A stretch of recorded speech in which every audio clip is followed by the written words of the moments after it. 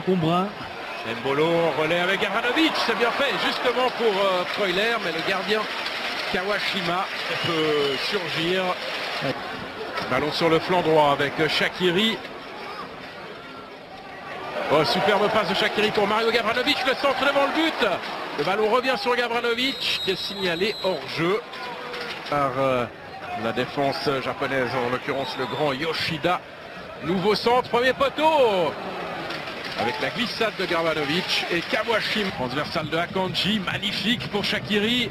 Le bon contrôle de Xherdan Shaqiri qui a du soutien avec Xhaka, le centre de Xhaka, deuxième poteau. Mbolo ne peut pas passer devant son défenseur. Rodriguez tente la reprise qui malheureusement n'est pas du tout cadrée. À l'origine de l'action. Conservation du ballon là, de la part des Japonais avec maintenant le capitaine ACB qui tente sa chance. Un ballon qui rebondit à la hauteur du point de pénalty. Roman Bürki a senti le danger. C'est bien concentré, bien positionné. Absolument, ça dépendra aussi des premiers résultats, hein, puisque... Oh, le beau centre et la reprise de la tête. Ça passe pas loin. Mario Gavranovic. Il la provoque, il la cherche, il n'y a strictement rien. À mon sens, ensuite, tant mieux. Voilà, c'est ce qu'il fallait pour débloquer un petit peu l'histoire. Rodriguez, dans ces circonstances-là, est quasiment imbattable, même si le gardien... Fabien Cher, s'il arrive à trouver dans la course de Steven Zuber. Zuber, il a tout le temps d'ajuster peut-être un centre, il préfère rentrer et frapper. Et malheureusement, son tir du pied droit passe à côté de la cage de Kawashima. Bonne action de la part de Zuber, un bon appel en profondeur. C'est déjà le 2 à 3e qu'il fait depuis qu'il est rentré dans cette situation-là. Il a cette capacité à rentrer dans le terrain très très vite par des touches de balle multipliées des petits pas. Il est vite sur 5 mètres. Parce qu'il y a 3 Japonais à l'attaque, dont Honda qui a le ballon sur le bout du pied et transmet à Hiraguchi. Hiraguchi à l'entrée de la surface. Hiraguchi va frapper. Un rat de terre. C'est cadré, mais c'est aussi très centré. Pas de problème pour Bürki.